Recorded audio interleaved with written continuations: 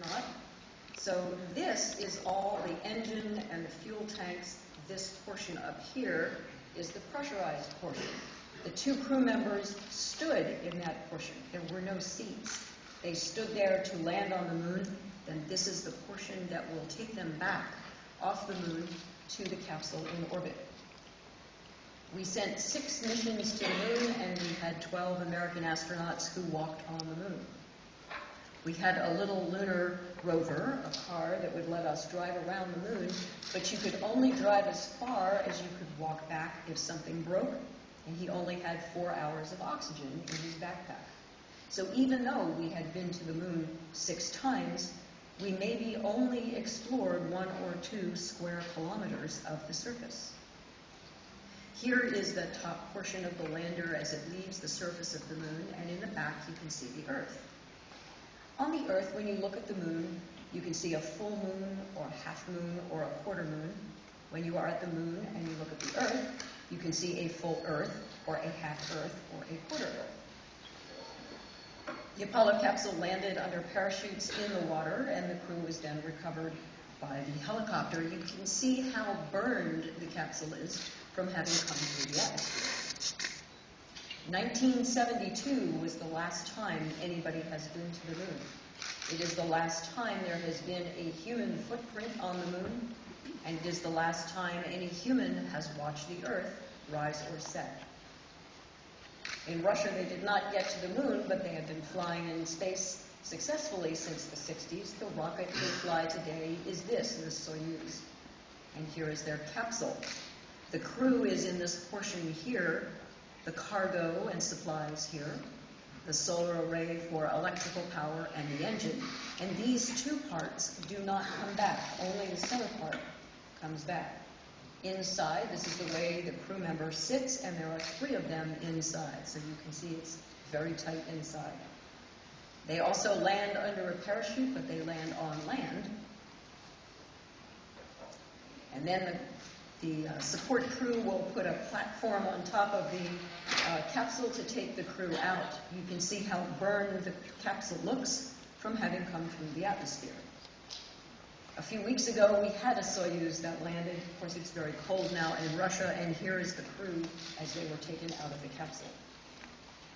In 2003, the Chinese demonstrated the ability to take people to space. Their rocket looks very much like the Russian rocket, and the capsule looks very much like the Soyuz. In 2008, they did their first spacewalk. In 2010, they sent their first satellite around the moon. And earlier this year, they flew their first 3-person crew, including a woman, to their first single-module space station. So here are the 3 Chinese taikonauts as they are on board their space station. They also land under a parachute on land, and here is the crew that got out of that mission. So it looks very similar to the Russian, and you can see how burned the capsule is from having come through the atmosphere. All of these capsules that I've shown you so far were designed to be used only 1 time. In 1981, we started to fly the space shuttle. The shuttle was designed to be used many times. It was designed to launch like a rocket, to fly like any of the capsules did in space, and then to come back and land like an airplane on the runway, but with no engines. We did many things with the space shuttle over its 30-year history, and one of them was to construct the International Space Station, which I will show you about. This space station, in some form, has been in orbit since the end of the year 2000, and since then there has always been somebody living on board the space station. All these spacecraft look a little bit different. They all have one thing in common: bad hair. And so that you know that this was not photoshopped, here's how that picture was taken. So that's me. So this introduces the topic of how you live and work with no gravity. Without any gravity, there is no up. So each one of these crew members thinks they are up. Without gravity, there is no weight, so you can lift a very heavy object with a single finger. And without gravity, you cannot walk you must fly.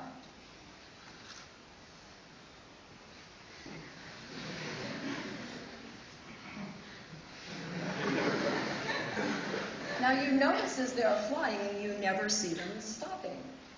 And many of you are science engineering students. You know that a force, a body in motion, tends to stay in motion until it is impacted by a force, in this case, hitting the wall.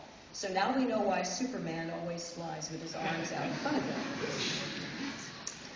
Now, just instead of going straight, by simply moving your body around as you fly, you can change your angle.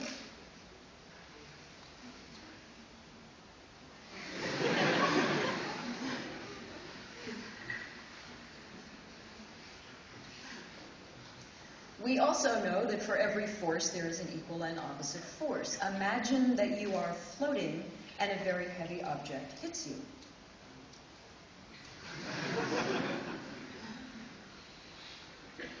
And here this is me again demonstrating that just by angling my body, I can turn completely around without touching a thing.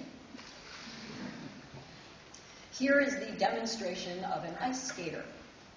So he spins at a constant rate, and he will never slow down until he raises his arms. When he closes his arms, he spins faster again. And he can spin all day long and never get dizzy.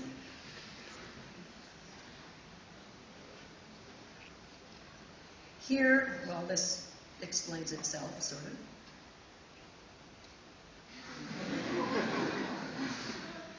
Please do not try this at home. We are trained professionals. Now, he's not quite as good as this as I was. You need a little bit more hip action to do that. Finally, here is that scene from 2001, A Space Odyssey, if you remember that movie.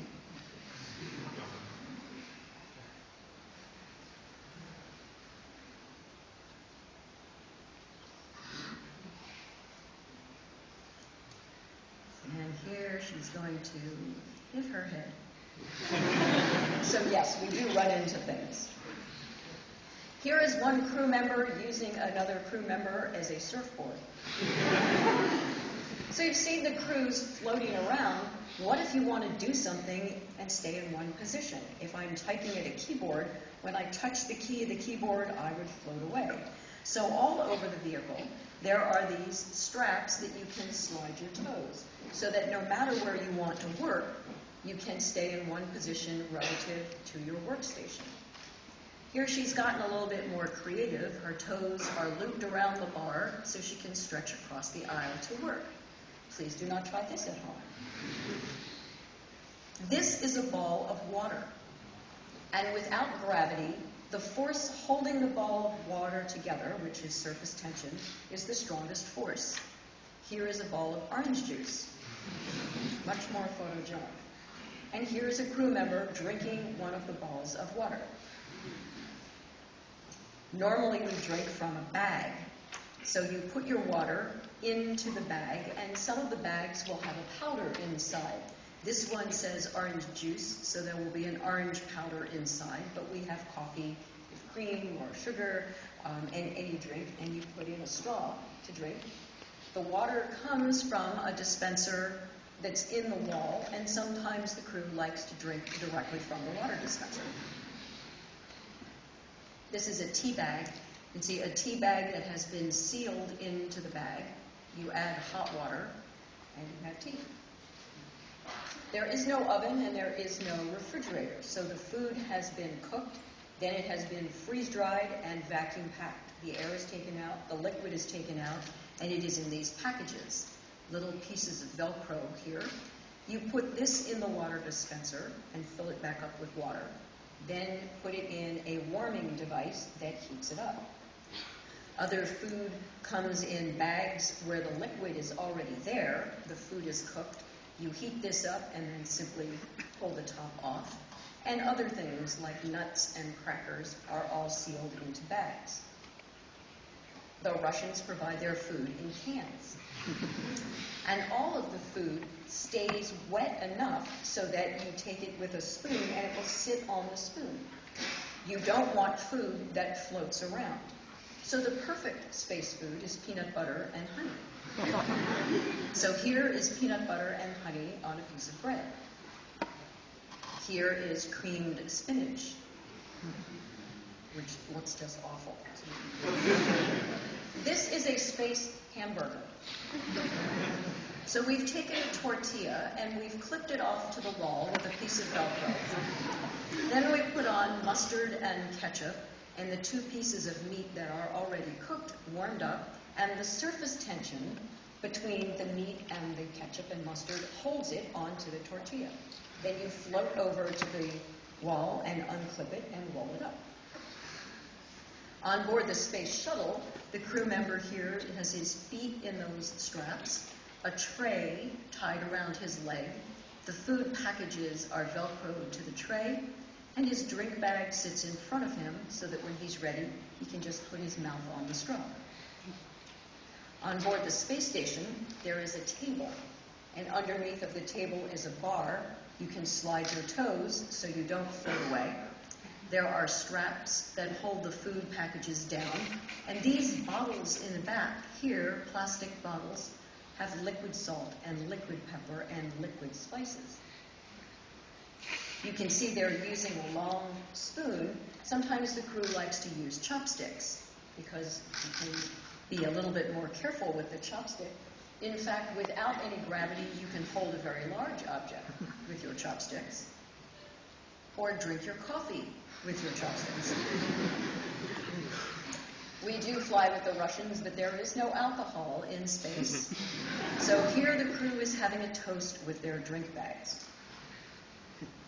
Here on the Earth, if you want a piece of fruit or you want a vegetable, it's pretty simple to get. You simply go to the store, there's the fruit and the vegetable. But when you are in space and a cargo vehicle visits you only 4 times a year, then having fresh fruit and fresh vegetables is a luxury.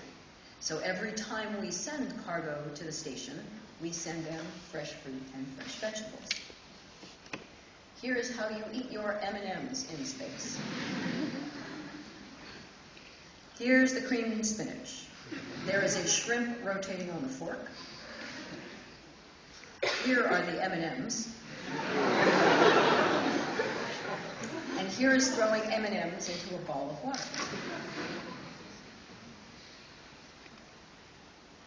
Here she's releasing a bag of pistachio nuts. The men, of course, open their mouths and go right for them. She is a bit more ladylike as she eats her nuts.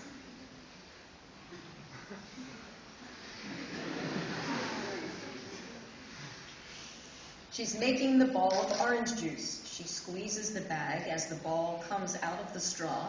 Then she will pull down on the bag, which separates the surface tension. But the surface tension is strong enough, he can move the ball around with a piece of dental floss.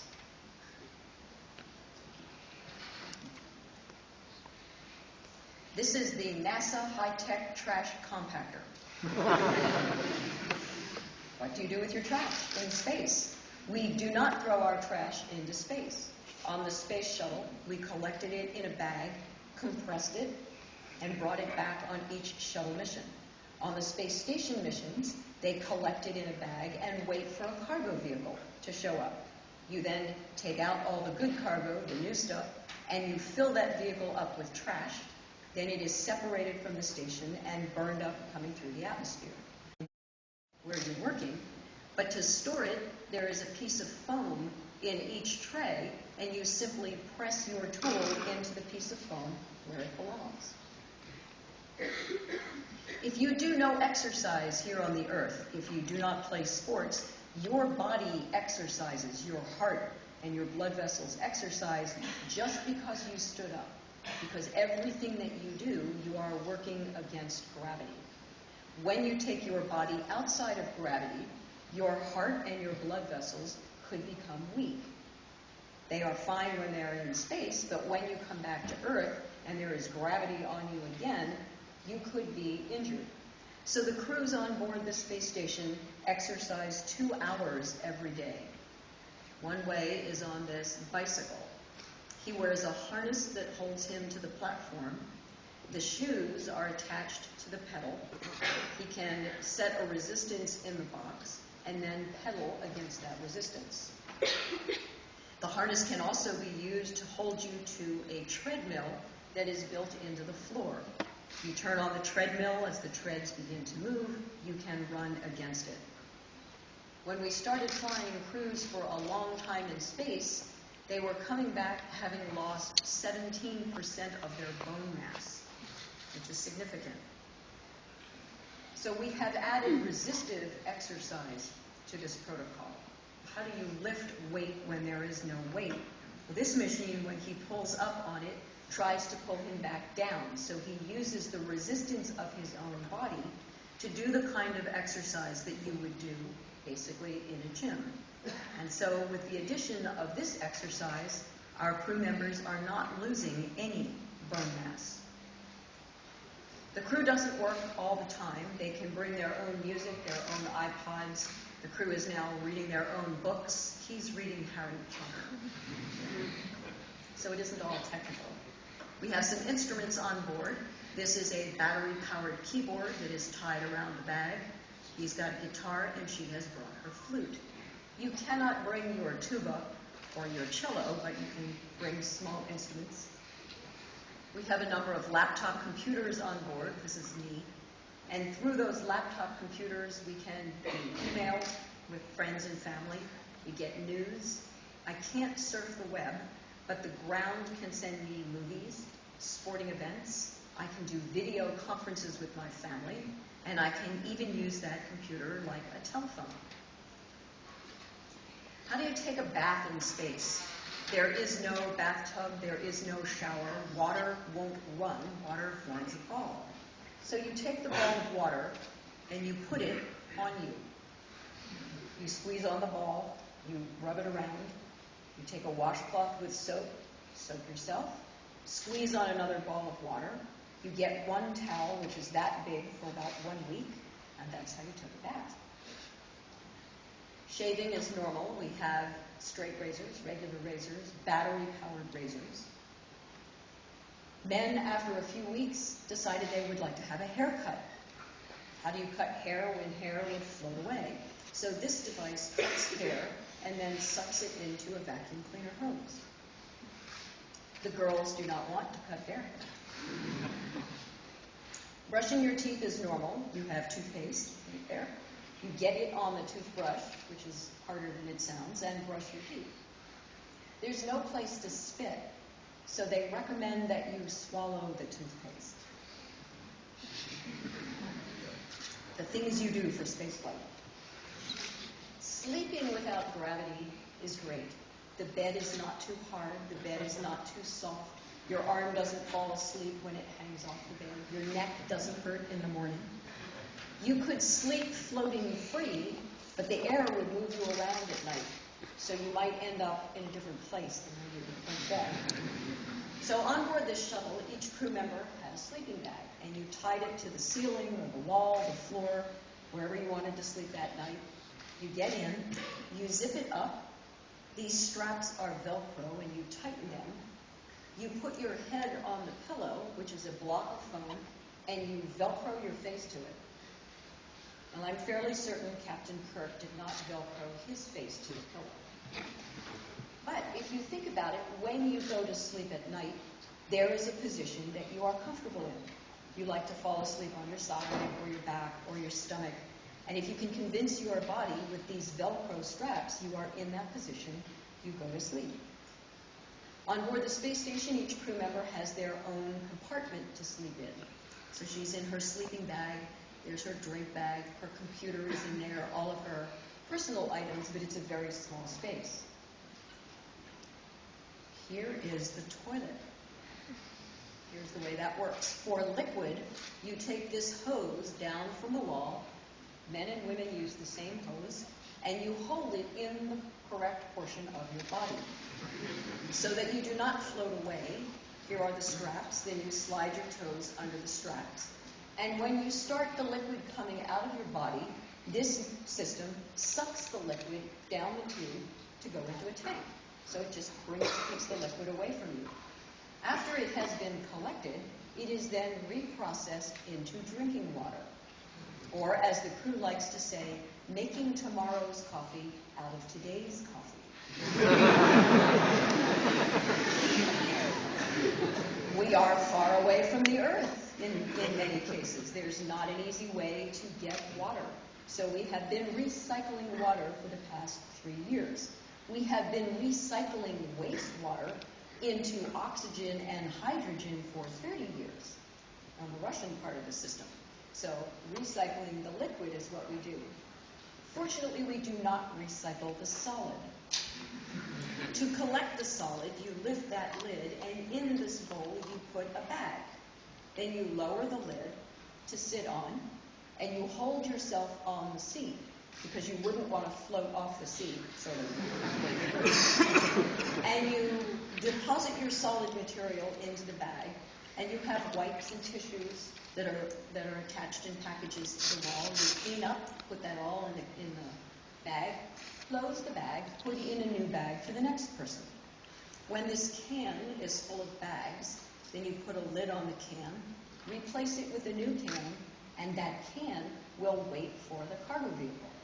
So it could be sitting around for 3 or 4 months. This is a Russian system that has been used for 30 years, and no one has ever complained.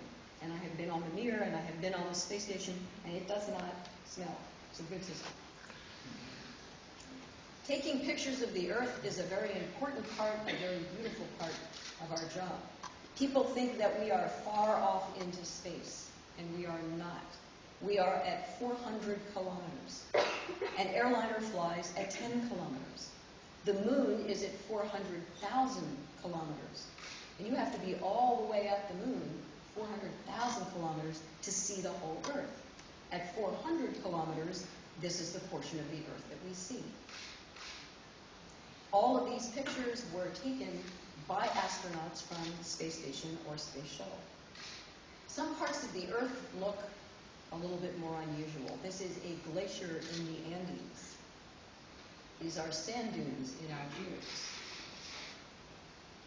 A dry riverbed in the west part of the United States. Lava domes in Saudi Arabia. A frozen river in China. The waters of the Caribbean. The Namibian desert on the west coast of Africa. You could look at these pictures and convince yourself that the Earth was uninhabited until you see it at night. Some parts of the Earth look very familiar. The Sinai Peninsula, state of Florida in the United States, Italy, looking north, and here's Italy at night. In these night pictures, you will see this line across the top of the Earth. That is the top of the atmosphere. And all the air that we breathe is below that line. Here is Seoul. It's not a bad picture, actually. And here is Budapest. And here is Budapest in the snow. Now, the picture is angled. The river runs north and south, and so turn yourself 90 degrees to look at that. Here's Budapest at night. And here's the river. Here is a night part of Italy, Rome, Naples, Venice, Zagreb, and Budapest. Now we'll go around the world a little bit. Here is New York. This is in the snow. Here is Central Park, right here. And here is a close-up of Central Park taken from the space station. Here is New York at night. Washington, D.C. San Francisco. London. London at night during the Olympics. The white lights are the places where Olympics were being held. Here's Paris. Prague. Moscow. Istanbul. Seoul, Korea. Kuwait City. Venice. Tokyo. Tokyo at night. Fishing boats in the South China Sea. Greece, the Hawaiian Islands, looking right down into Mauna Loa, the active volcano in Hawaii, the Great Barrier Reef, Mississippi River Delta, the Amazon River, the Ganges River, and the Nile. And here's the Nile at night. Traveling at 28,000 kilometers per hour, it takes us 90 minutes, an hour and a half, to go around the Earth one time. And every astronaut from every country who has ever flown has come back and said the same thing. As you circle the Earth, you do not see natural borders that separate the countries. When we learn geography, we learn borders. Each country is a different color. There are many colors, but there are no natural borders. Sadly, there are man-made borders. This is the lighted man-made border between India and Pakistan. Here are shadows from the pyramids. If you look at your way the agriculture looks in part of the country, it's all in nice strips of up and down, back and forth lines. In Brazil, the agriculture is done in circles. So irrigation is in a circular fashion, and so all of these circular areas is their local agriculture. This is the Grand Canyon, the Himalaya mountain range, Mount Everest, Mount Etna,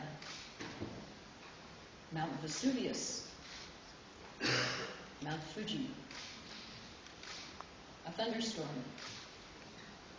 a hurricane. A couple of years ago, there was a comet that made a very close approach to the Earth. This is a picture of that comet taken from the space station. The Earth is down here. Here is the top of the atmosphere. This is the sun coming up. Here is the comet, and all the white spots are stars. Because we go around the Earth in an hour and a half, 16 times a day, we see the sunrise and the sunset. We don't go to sleep 16 times a day, but that's a sunset.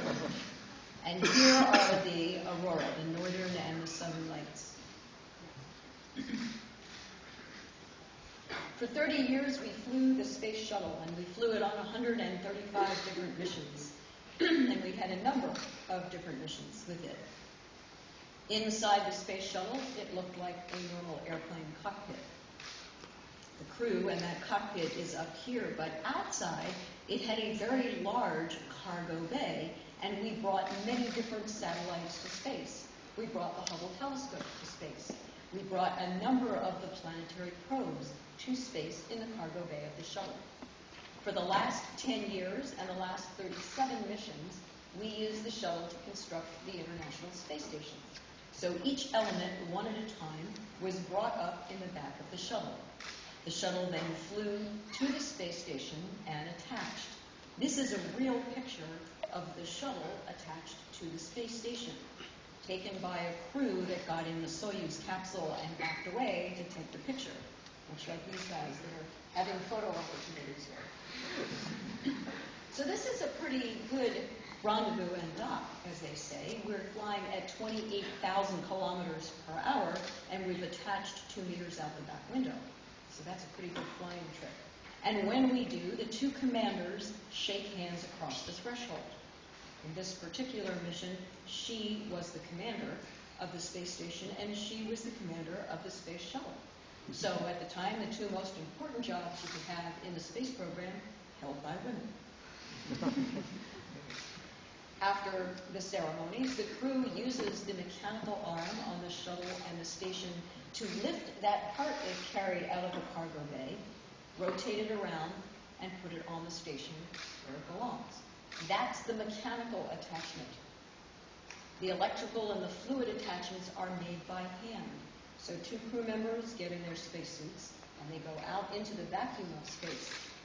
Today, we have 8 hours of oxygen in that backpack, and he is not connected to the spacecraft for his air. It's all contained in the suit. He does have a safety line, like mountain climbing. You always connect the line to something before you disconnect it to something else. And because we knew astronauts would be maneuvering on the outside of these modules, we put these handrails everywhere. So in order to move, the crew can go hand over hand, no matter how large the vehicle gets. Here are the two crew members, and this is just one small section of the space station. When the mechanical arm is not carrying a big part of the space station, you can put a crew member on the end of it, on a platform, and then use that to carry him to a workstation so that he can take something and work with two hands. If he comes out of the platform or his safety line breaks, he has a little jet system in his backpack that will let him fly back over to the space station to hold on to one of those handrails or to rescue his partner if he needs to. At the end of the mission, the shuttle would leave, the cargo bay empty. This is a picture of the shuttle as it enters the atmosphere, taken by a space station crew member. So it's like looking at a shooting star from above. This is the shuttle as it enters the atmosphere. And then, of course, it landed on the runway with no engines, like a glider. So we retired the shuttle at the end of last year. I won't show you all 37 assembly flights, but I'll show you the big picture of how we did the space station. Built around a central node where a module would attach here, and 4 on the outside. The big wings that you see are all solar arrays. As we go around the Earth in an hour and a half, for 45 minutes the sun shines on you. So the solar array gathers energy to store in batteries, so the dark part of the orbit, you operate your electricity from the battery. So it's self-sustaining to make power. So here we've added another module. We added this laboratory module. I actually did that myself. Then we added another robot arm. Then we started to build out some structures so that we could put on another solar array. And then increase the size of that structure to move the array to the outside. Ultimately, we would add 4 solar arrays.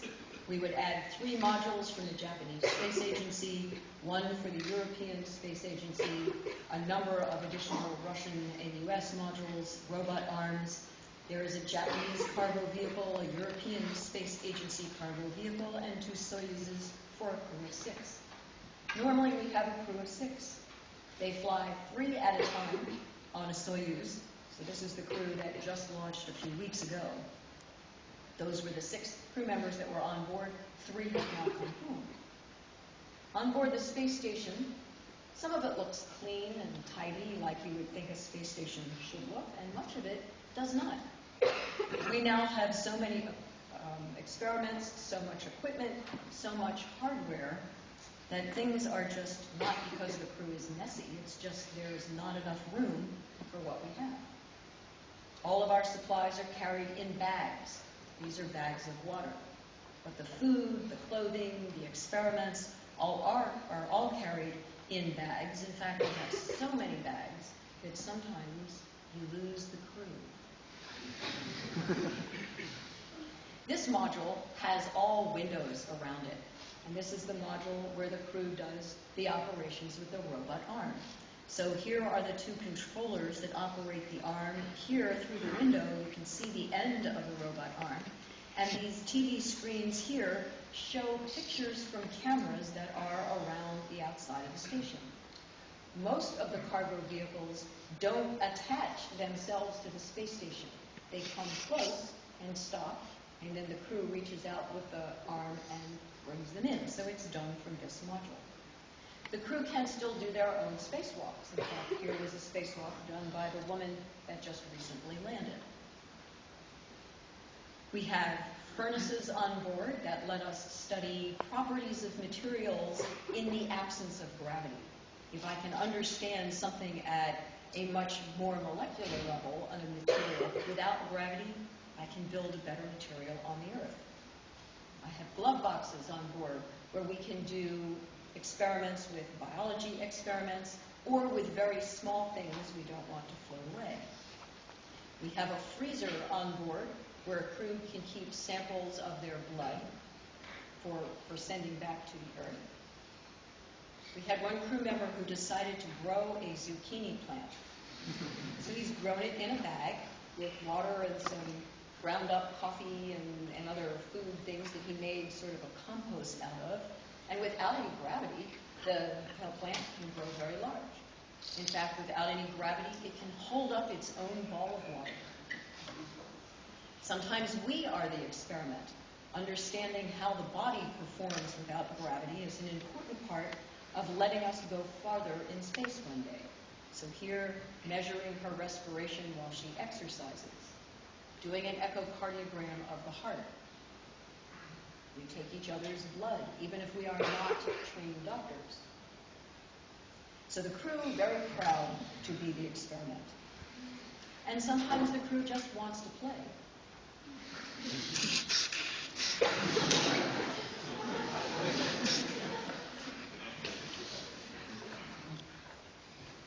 As you can guess, this never gets old.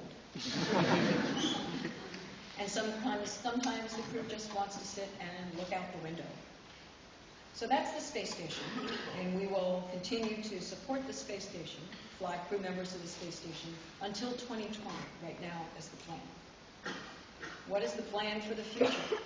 I wish I could tell you. We have been in orbit around this one planet for 50 years. And for the first time in 50 years, in the United States, we do not have a plan for human spaceflight. And I'm embarrassed to say that.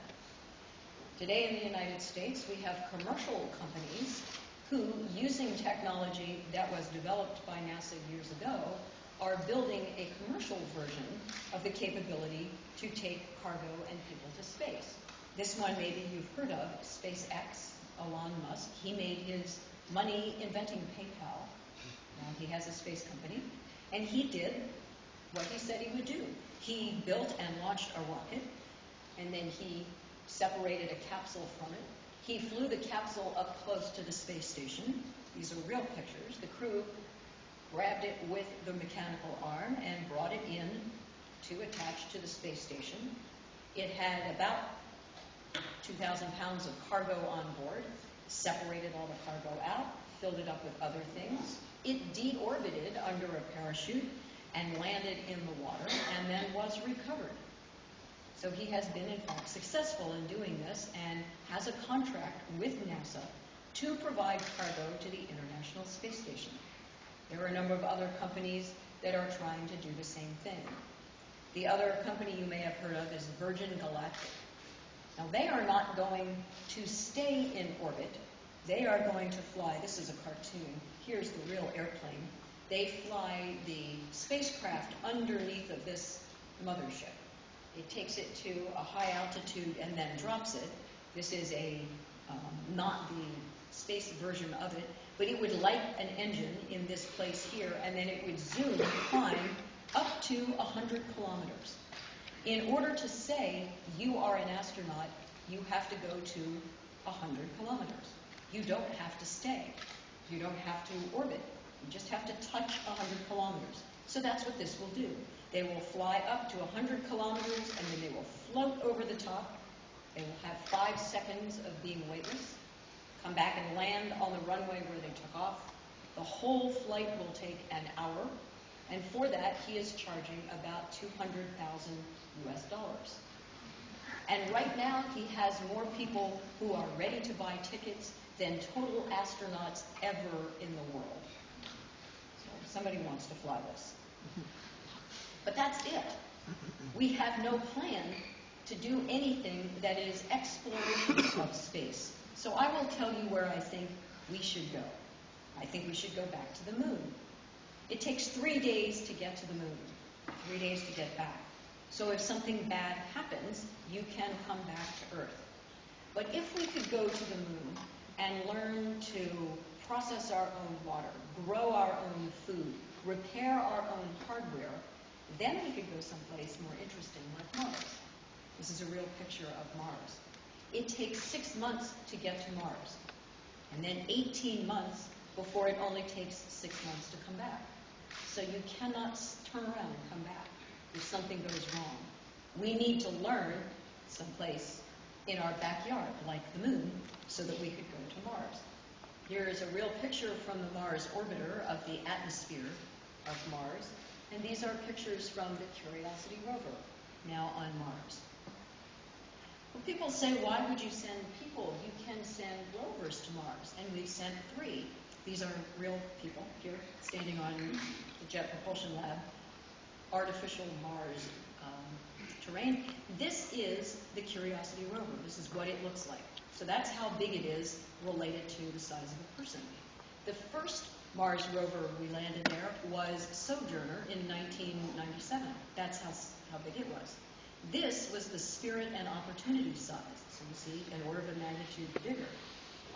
What this rover did in 6 months, a human could have done in 10 minutes. So robots are very important. You know, they help pave the way, but it's humans going to space that really is the important part. Today's technology in space, in rockets, is the same technology we have been using for 50 years.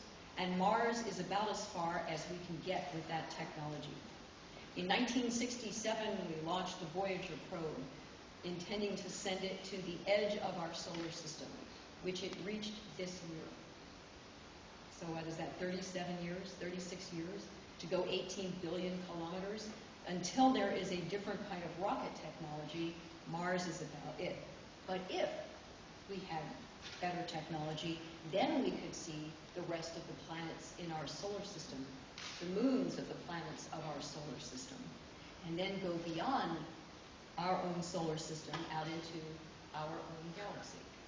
These are pictures from the Hubble telescope, and beyond our galaxy into other galaxies.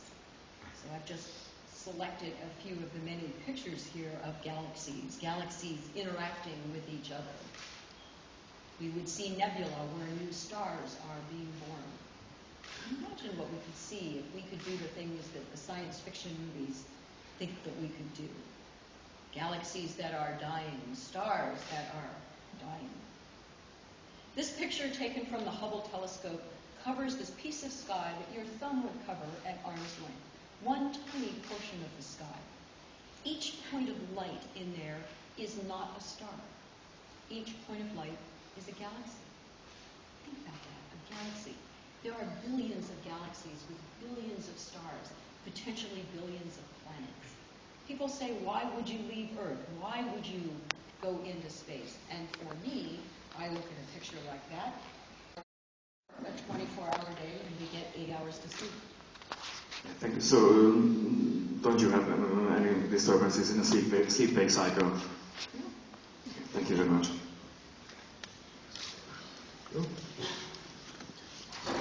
Any questions? Yes.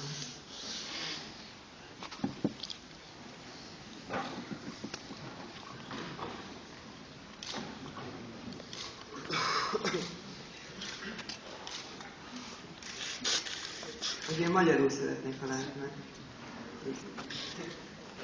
Hogy azt szeretném kérdezni, hogy mégis milyen célból volt kint az űrbe, tehát hogy ő mit kutatott, vagy így.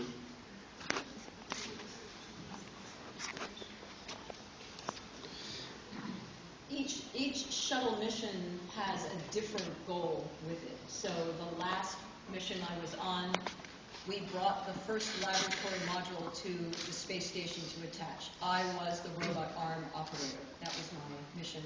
We also... Oh, it's a... Go ahead. Yeah. Nincs még egy mikrofonjuk még?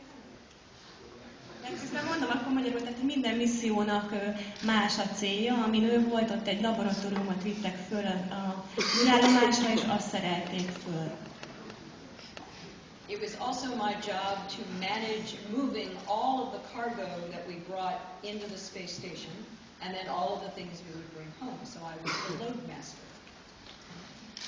Ő volt azért is felelős, hogy minden árut, amit fölvittek az űrállomásra, azt ott eloszta, illetve összegyűjtse az ott levő árut és visszaszállítsák a Földre. The mission before that, we went to the Mir space station, and I was the load master for that mission. A Mir állomásra is így mentek fel, és ő is itt volt ennek az áruszállításnak mégis a vezetője. On 3 missions, I was the flight engineer, meaning I helped the 2 pilots during the ascent and during the landing. Másik pármisszión pedig ilyen legénységi mérnök volt, segített a legénységnek fölszállni és lehet visszamenni a földre. And finally, we are not the science person, we are the people who operate the experiment. Tehát ők nem tudományos munkatársa, nem ők találták fel az egészet, ők azok, akik működtetik ugye az ottani dolgokat.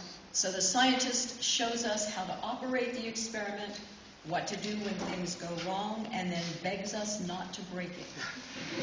Tehát ugye a tudósok azok, akik megtanítják őket, hogy működtessék a dolgokat, és ugye lelkükre kötik, hogy ha lehet, akkor ne roncsanak el semmit. Kérdés, question?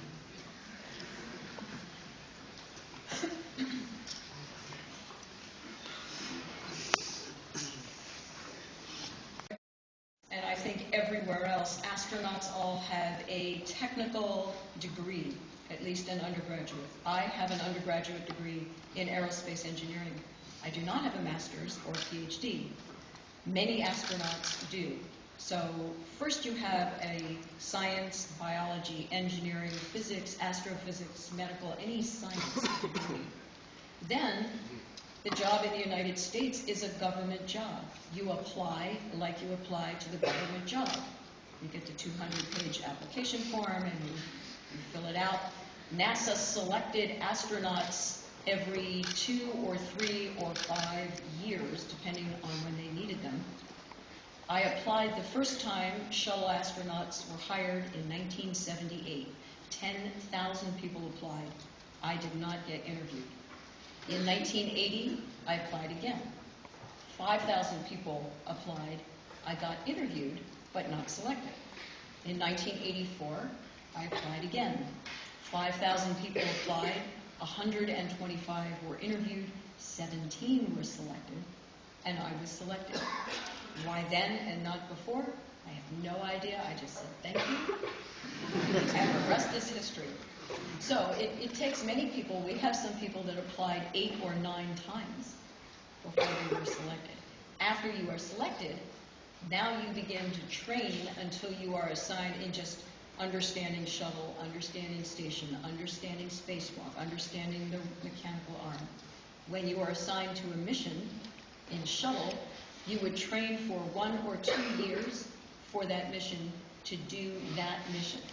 Space station, they train for 3 or 4 years for a 6-month mission. Hi, my question would be here. So, are there any scientific results obtained from the space station that are now employed and used in everyday life? I would like to say yes, but I think I have to say no.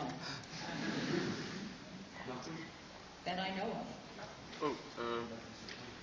Interferon was developed in the shuttle program, which is Oh, there you go. interferon. My It's science agent here. I would just like to ask, what happened to the Constellation program, which was announced one president ago? What happened was one president ago. Yeah, So with for the those W. that I will explain the question. In 2006, we developed a program called Constellation. We are a government agency at NASA, so we only have so much money. So you can't keep doing new programs. The plan was to finish building the space station and then retire the space shuttle, and then start building a new rocket that would be safer than the shuttle, that would carry a capsule that would allow us to go back to the moon, and then from the moon develop the capability to go to Mars, just like I explained what I thought we should do. I was part of developing that Constellation program. For 5 years, we had not enough money as promised to do it. And it wasn't excessive, it was in the budget. We had hardware that was built, we had contractors, subcontractors, testing was going on, and this president, the president, when he was elected, canceled it because it was the other guys. So I tell people the challenges in spaceflight are not technical, they are political, and it's not just in the United States. probably every country with a space program has not gotten or has gotten where it is because of the political decision, not the technical. Thank you.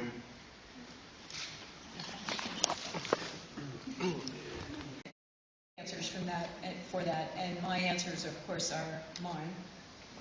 We're not very far into space, but you can see more stars without the atmosphere in the way than you can anywhere on the Earth. And you realize as you float around the Earth in 90 minutes that it's just Earth, it's just land, water, trees, brown. It's just Earth. It doesn't seem worth fighting over, you know? It just seems simple. And then you look at all the stars and think, and we are so insignificant and small compared to that. So, you know, you might feel that way just from feeling that way, but seeing it is really much more home to you. And then the second thing is, it didn't change me as much being in space as now having the opportunity to travel around the world and speak to audiences all over the world. In the United States, we don't travel as much as some people in Europe travel. It's just too hard. We don't even travel in the United States. Now I can go to China or Australia or here or, you know, anywhere in the world and show the same story and realize people laugh at the same things. They ask the same kinds of questions. And that to me was significant, to realize that people are the same everywhere. In their hearts, in their minds, they're the same. If we could only just live as the same.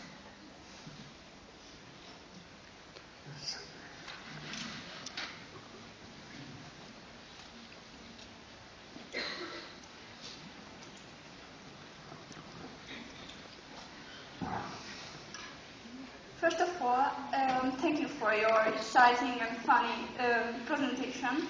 And my question is, as I am a woman, I have the question that did you have any fears to be in space and to be so far from Earth, to leave your family in Earth?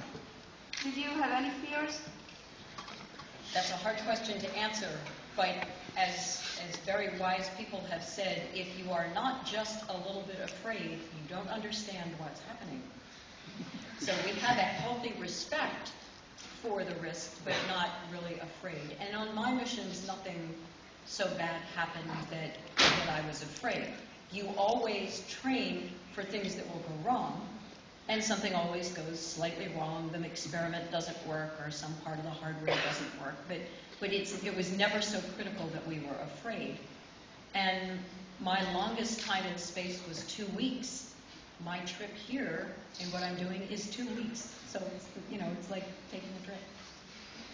And for the people that stayed for 6 months, they talk to their family every night. They have a video conference with their family, so they miss their family after a while, but 2 weeks, it's easy. Thank you. It's more a remark, not a question. The photos and movies are beautiful, but would it be possible to put the names of the astronauts as captions on the pictures? They would deserve it, I think. They are heroes, aren't they?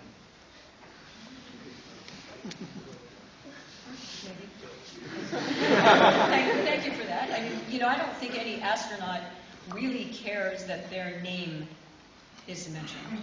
I mean, I don't care that it's me in the picture. It's the picture of what I'm doing. So, but thank you for that. Hello there. It's an honor having you here. Thank you so much for coming. I'm an American studies major, and I've written my own BA thesis on the women of NASA, comparing their situation with the visual culture of the 60s, basically on Star Trek, so the women in Star Trek. And it's going to be maybe, sorry, I'm really, really anxious. Maybe it's a complicated question, but how do you see the women's presence at NASA has changed during the years? Because we know that back in the 60s, NASA fought really hard to keep women out of their space program. I'm talking about Jerry Cobb and the Mercury 13. So could you elaborate a bit on it? Thank you so much. I will answer the story by answer the question by telling you a story. The first woman to fly in the American space program was Sally Ride, and she recently passed away just a few months ago. And what we do in Houston when an astronaut passes away is we plant a tree at the Johnson Space Center. So there's one for every astronaut who has passed away. During that tree planting ceremony, one of the other women invited all of the women from NASA who had ever flown to come back and get together and just have dinner and talk about Sally with her sister. So we did that, and we probably had 30 women. There are 44 total women in the United States who have ever flown, so we had a large percentage of them. The women that were hired with Sally in 1978 had stories about Sally. Two women hired, and there were 6 in 1978. 2 in 1980 had stories about Sally, and 3 of us in 1984 had stories about Sally, but we wanted to be an astronaut regardless of how hard it was going to be. As you listen to the women in 1985 and 87 and 89, they all said, "It never occurred to me that I could be an astronaut until I saw the picture of Sally." In the year 2000, there was a woman hired who said, "It never occurred to me that I could not be an astronaut." So, in answer to your question, just listening to the women who were astronauts come through the years to say, it never occurred to me that I couldn't do that. The last woman to speak was hired in 2010. She was born in 1978, the year Sally was selected. So I say, as they used to say in the commercial, we've come a long way, baby. Thank you so much.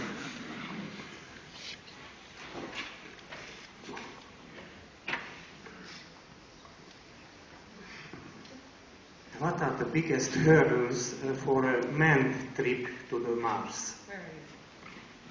Can you understand? What are the biggest hurdles for men going to Mars? Going to Mars? Yes.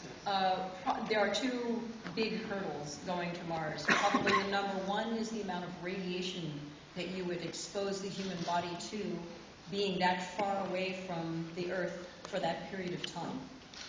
We take more radiation exposure in a space shuttle and a space station as much in, say, 10 days in space as you do 1 year on the Earth. And the farther away you go, it gets increasingly larger. And we don't have a way to protect against radiation. Turns out the best way to protect against radiation is with water.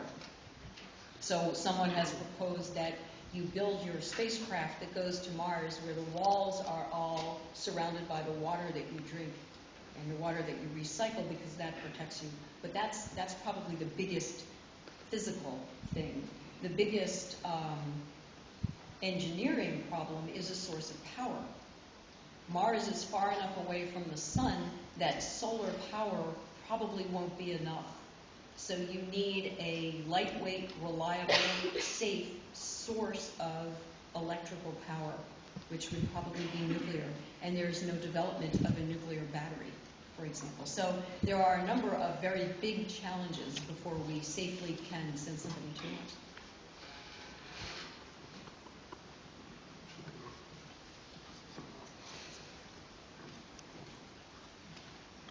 Do you like science fiction movies, or is it enough to watch space and to work? I am a Trekkie from the day one. I love the science fiction movies that are real science fiction. The ones like Armageddon, those are bad. But the Star Wars and the Star Trek I'm a huge fan. Yes. Because I wanted to, as a child, I wanted to do that. Well, where is it? I mean, here I spent my entire career as an astronaut working for NASA, and we're not doing Warp 6 and Make It So and boldly going where no one has gone before. So I'm still waiting for that.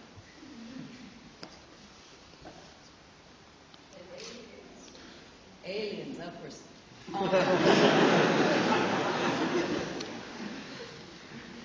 I have never seen an alien that I recognize, and I will say that I recognize. And as far as I know, NASA has no record of them. Now, if they do, they didn't tell me. So, but I look at a picture like that last one and think we cannot possibly be the only life in the universe. We can't. That's just not possible. It's just that I haven't seen it. And I tell people, if you look at where we are in the Milky Way, maybe we're out in the country, and people don't come here yet. So I don't know, not yet, for aliens.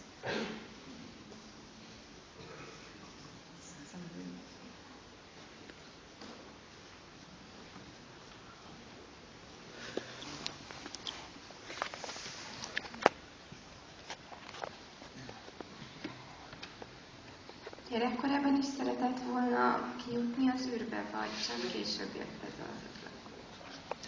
As a child, did you used to want to fly into space, or did this idea come later? I was 10 years old when I decided I wanted to be an astronaut.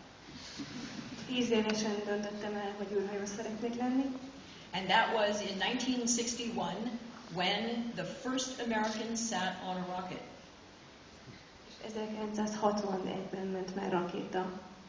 And for the next 10 years, as we flew Mercury, Gemini, and Apollo and went to the moon, we watched every single flight on TV. És az elkövetkezendő 10 évben folyamatosan minden egyes űrrepülést néztünk a tévében. And I decided I wanted to do that. És akkor döntöttem el, hogy ezt szeretném csinálni. Of course, everybody thought I was crazy. Persze mindenki őrültnek gondolt. But look, I did it.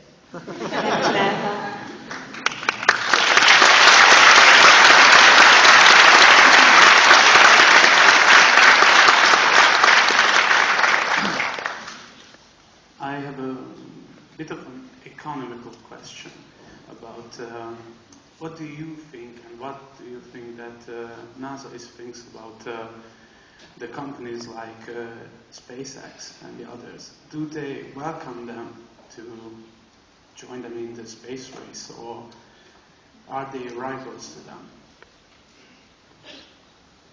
The companies like SpaceX that are commercial companies claim that they can build spacecraft much more efficiently than the government, which is true. They can. They don't have a government oversight, bureaucracy, the rest of it. However, they also have no regulations for safety. And whereas the commercial companies claim they are doing it for so much money, they are getting all of their, or 80% of their money from the government. So SpaceX says that he built that rocket for $300 million, but he has $1.2 billion from NASA. They're using NASA designed hardware and designs. They are using things like wind tunnels and arc jets and computational fluid dynamics that is all developed by, managed and maintained by the government. So they are trying to establish a commercial market where one does not currently exist, taking people to space. The only customer is the government. So they get the government to pay most of the development cost, most of the testing cost. They don't get certified or have any oversight by the government because that's what they decided that they can do. And now they get to charge the government to buy the capability. I want that deal. So NASA is supporting this because it's the only way we will ultimately bring American astronauts to space on American spacecraft right now because the government has canceled the government program. So my opinion and NASA's opinion may not necessarily agree, but I don't work for NASA anymore. I can express my opinion. We'll see what happens with that.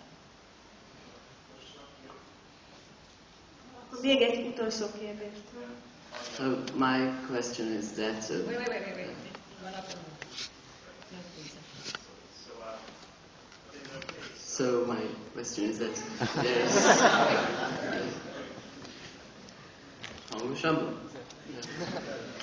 so there's no Way after. Yes.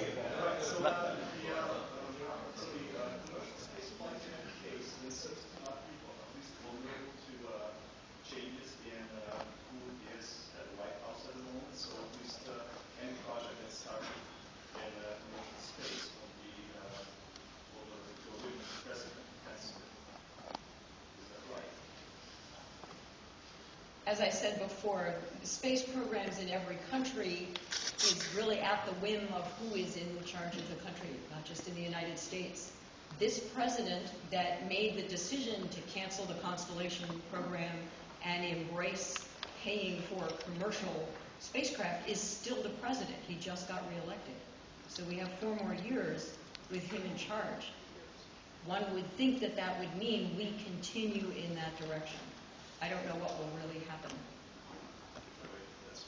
But you know, it's most people that are not political believe that a space program should not be at the whim of the president, who cancels it because it's not his.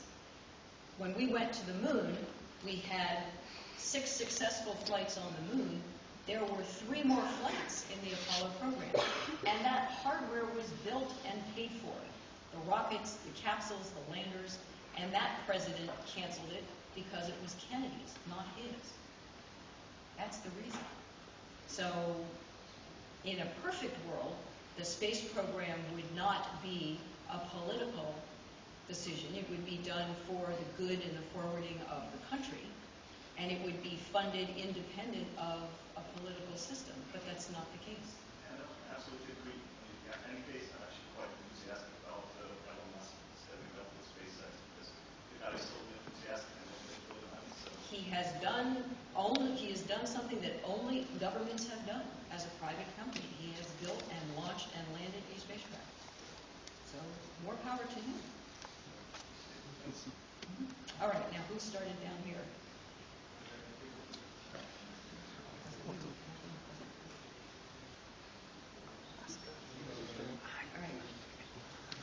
So my question is that there's no gravity in space, so can you easily swallow foods and drinks up there? Yeah, well, see, this is what people thought before we launched our first Mercury flight. If you stand on your head and swallow, most of it goes the right direction. And that's -1 gravity. So if it's going to work in -1 gravity, it works in 0. When you swallow, the action of your esophagus just basically squeezes the food down. Your body is a closed system. Your heart pumps, the blood vessels contract, and it really doesn't care. If there's a lot of gravity, it pulls the blood away from your head. But with no gravity, it all floats around. You're like a thermos bottle. And as long as you don't poke a hole in you, everything works fine. So you can swallow just fine. Okay, so thank you very much for Marsha again, and please let us. So Marsha, we'll definitely remember you. So let me give you some token that you will remember Szeged as well. Thank you very much again for coming.